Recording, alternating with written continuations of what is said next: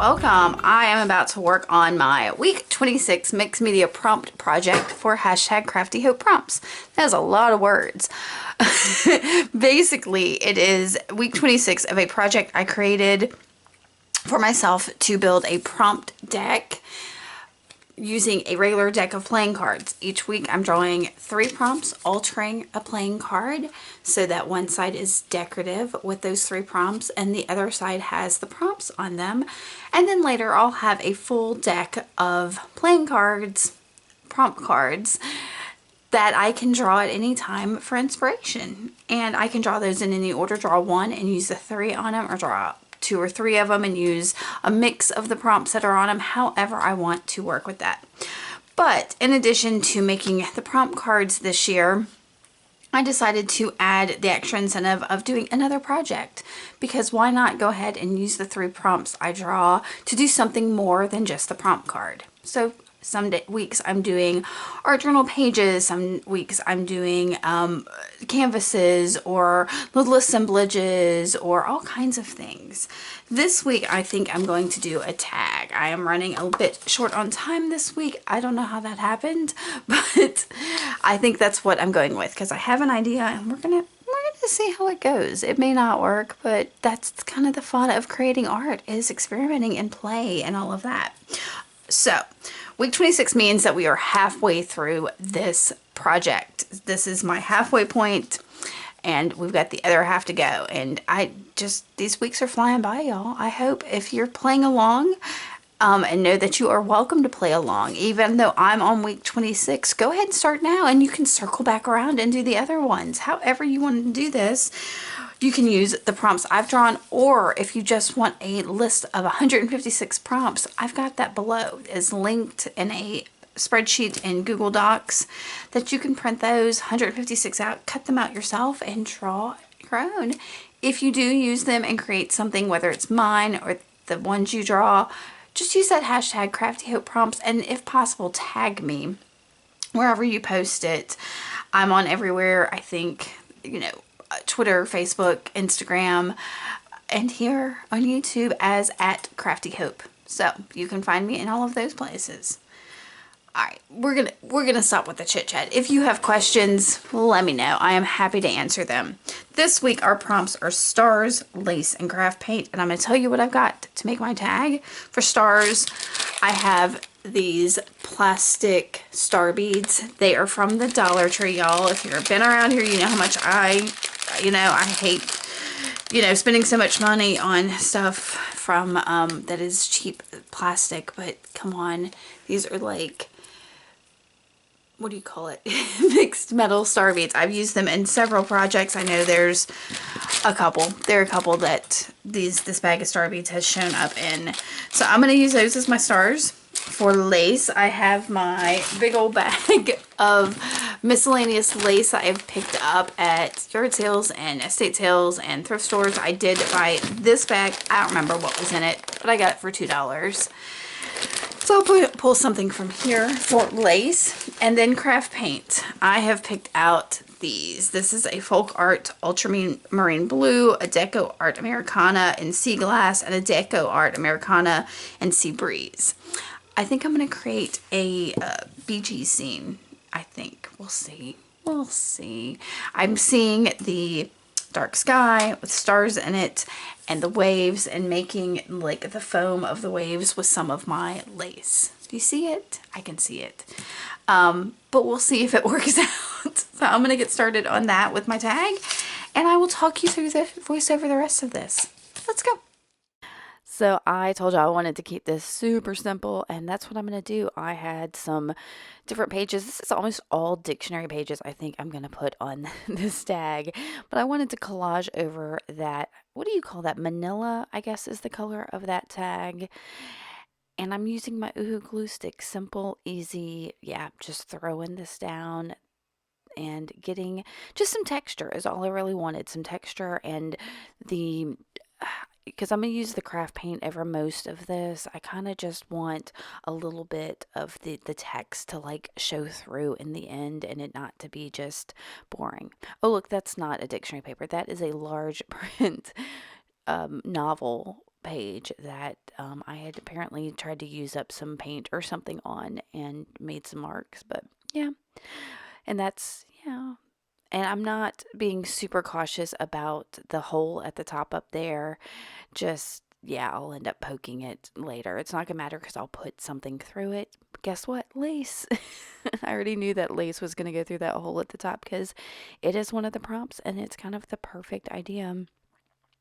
So I'm covering the whole of the tag here. You can see, not worrying about if it goes off the edges because I'm just going to trim it down here in just a second. I think that's the last piece there. Yeah.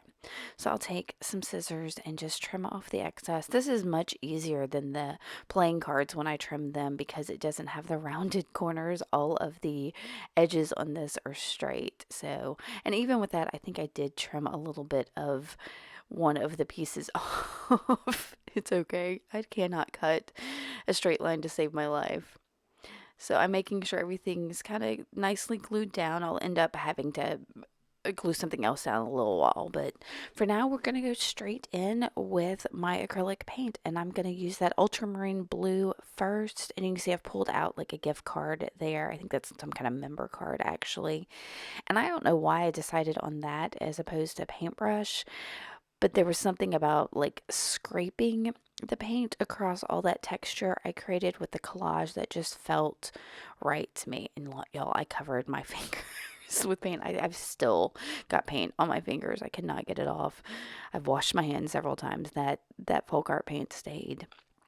So I'm going down about halfway, maybe a little bit over halfway down the card, and then adding those other two colors. And you can see I'm kind of doing an ombre with it getting like from the darkest down to the lightest of the colors and just scraping. And those last two colors, you can see I'm mixing there and bringing it up a little bit, and where it's meeting, yeah, I used my finger to kind of blend it.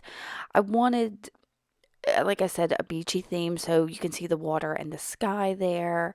And, usually when you look off at the beach, there's a definite line for the horizon, so I'll add that in a little bit. I got the baby wipes out to clean my fingers and decided to go ahead and use them to kind of push back and blend some of those colors that are on there.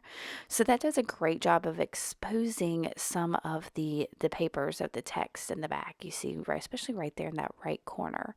But that did a great job. So I'll have to remember to do that more often. And then I'm going to clean my desk because, yeah, all right, so I've got all that picked up. I'm going to go ahead and dry my card since it's wet with paint and baby wipe, whatever.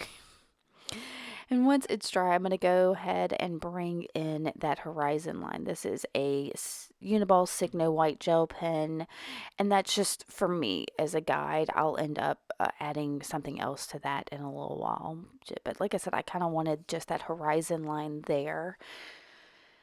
And what do I do next? So I pull out some thread. This is just some brown thread that happened to be within reach. It didn't matter what color it was because for the most part I don't want it to show up, and I'm going to do what I can to make sure it doesn't. And I've got a needle and my star beads. And the first thing I'm going to do is make sure my needle will pass through my star beads, because that's the last thing I want is to thread and knot that needle and then for it not to go through those beads, because holes on beads can be finicky. So make sure you test that. So I did double up my thread there, and I'm going to tie I think I end up tying 3 knots at the end of my thread. And I'm doubling it up just for extra stability there. And I'll make sure my needle is at the middle. From the front, I'm going to pre-poke a hole and then go through the back and pull that through. And go ahead and go in the bottom of one of my stars. These are, the way the holes are in these, one hole is like in the crease between 2 of the points, and then the other one is at the top of a point. So there's a definite top and bottom to these. But I went through, and you can kind of see how I'm doing this. I'm going through the bead and the holes separately, not trying to do them at the same time because the needle will not bend that way. So again, pre-poking my hole, going up through it, then, oh, and I think I had a little bit, yeah, that's where, yeah, there it is. That's where my thread caught the side of that, and I could see that it wasn't glued down. So I go ahead and glue that down. And I've got to straighten my thread out because it got off aligned.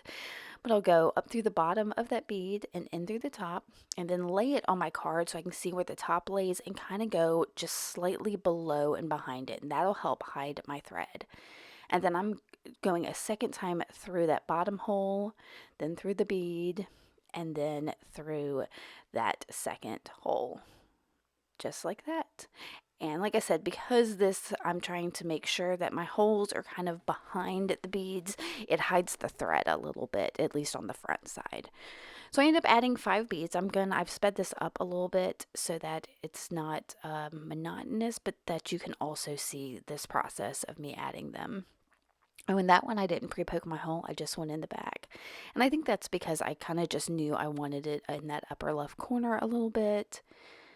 And I'm not going to add, these beads were great because they're just cheap little beads. I kind of wish they were smaller, and I do have some smaller, nicer beads, star beads, but I didn't really want to use them for a tag. I don't know. I save them for my jewelry, I suppose. But I'll end up fixing the fact that this isn't super small. So there's my 5 beads on there, and I'm going to do a knot. So you can kind of see I'm taking it back through some of the threads on the back and then tying just a regular knot. And I think I do a double knot for security, and then I will tie it. I might add some masking tape to the back of that later just so that the threads don't catch on anything. So once that is done, I want to add a smattering of other stars on here, and I use a Sharpie paint pen in gold, and I got a little too much on there, so I'm just going to quickly wipe that off. It does leave a little bit of a smear, but it's all right.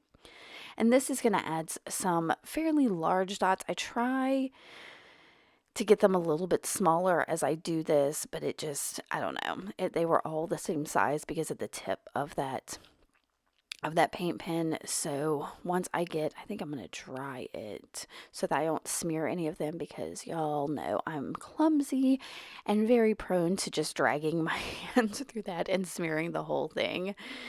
So I will dry it real quick, and then I'm going to come back in with another Signo Uniball pen, and that will be in gold, and then I'll use a silver one too, because the beads that I used are a mix of gold, silver, and like a bronzy brass. So I wanted to have that same kind of mixed metal feel in those stars as well. So yeah, I don't know why I didn't just do the silver with the gel pen instead of the gold, just to make it, I don't know, more balanced. But I'm going to add a bunch of these little gold ones, and it's in here while I'm doing these little tiny pen dots that it hits me that, oh, maybe I should have used the silver. So and these are going to be really hard to see, especially even in the pictures I've got at the end. But at the end of this, like the video portion of this, I move the card around, and you can see the sparkle of these like added stars. So already I've got, what have I got? I've got my craft paint, I've got my stars, so I still need to add my lace. And like I said, I really wanted to kind of use the lace to make the foam of the waves. And y'all, this was a total, oh wait, here also I used the silver pen to go over that white line, and that, to me, it was a little bit better, but I don't think you end up seeing it in the end. So I pulled out a couple different kinds of lace, and I move all of these laces around several times, trying to figure out what looks best. I even at some point stop the camera and go off camera to like look at pictures of waves to figure out how I can make it look better. But I was reminded before I did that most of the waves you're going to see, or the foam of the waves, is going to be right at the shoreline. So I made sure I put this smattering of lace here at the bottom of the card, and I'm using Fabri-Tac and trying not to glue my fingers to it. Now I do bunch up the lace just a little bit to give it more like texture. I mean, the lace itself has lots of texture, but yeah. So I've got this little strip of lace here that I had used on my other card, if you'll remember, on my card, and that was on the prompt side, and I thought it would be really nice along that horizon line. So I'm going to just stick it there because it does look like clouds, y'all. It still looks like clouds to me. So I thought that was kind of neat right there at the horizon line, and that covers up all that futzing I did with the pins. I've got this other piece of lace and I'm moving it around and folding it and trying to figure out how to bring it in. Well, I end up not even using that lace because I think it was just too many textures. So I'll come back in with this other lace I'd used on the bottom, and I think you see that camera jump there. That's where I went and looked at pictures and decided I'm just going to add some more coming in at the shoreline. And I am using this little silicone spatula thing to keep from my fingers sticking into the Fabri-Tac. But I really liked how this lace did folded over itself to add to the texture. So once I get that kind of stuck down, I'm going to go ahead and add more of the Fabri-Tac and fold things down and poke at it with my little spatula. All right, so there's going to be a problem here where my camera was not recording, but you don't really miss anything but me doing some fussy cutting. I grabbed one of the Tim Holtz family photos and found a picture of 3 girls. I do add a little extra white here to push back some of the dark blue in there. So that was the sea glass, I believe, that I added there. Okay. So I found picture, well, what am I doing here? I'm trimming and okay, I'm definitely going to go pull out those Tim Holtz family photos here. I found a picture of 3 girls in bathing suits and I fussy cut them to put on this card because they are just the right size. And see, yeah, somehow it wasn't recording, but that's all it was me fussing cutting all of that. So y'all didn't really need to see it anyway. And I took my dauber with some Distress ink in walnut stain and I'm inking the edges of them. And they fit perfectly because I didn't glue the top of that lace down.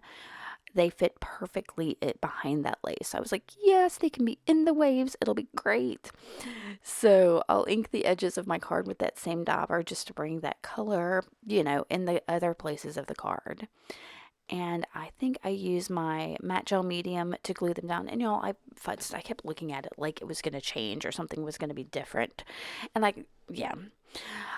think the only thing I wish I had done was add a little texture behind them in the waves, maybe with some pencil scribbles or a stamp or something like that, but it's okay. There's enough going on this card that I didn't really need anything else. So I used my matte gel and I just painted that on to stick them down, and they stuck down pretty well. These family photos or lost relatives or whatever they're called are kind of heavy.